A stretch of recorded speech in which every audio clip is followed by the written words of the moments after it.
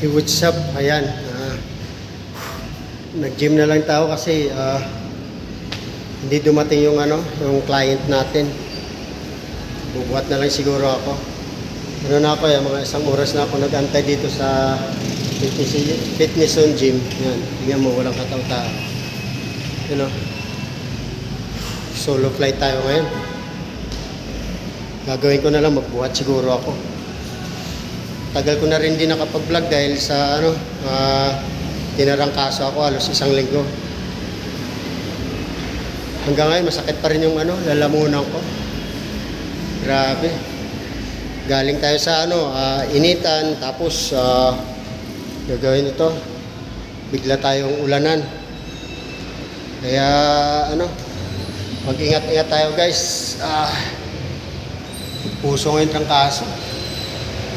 Pa rin ang lalamunan ko.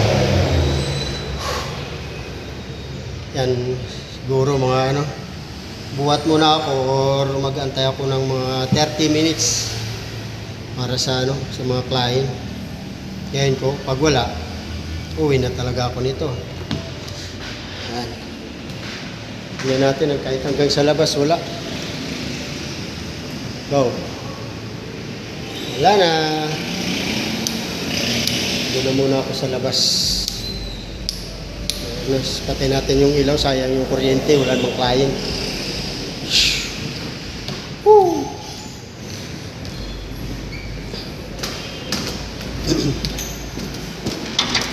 Parehas kami dalawa ni Coach, standby muna kami. Oh.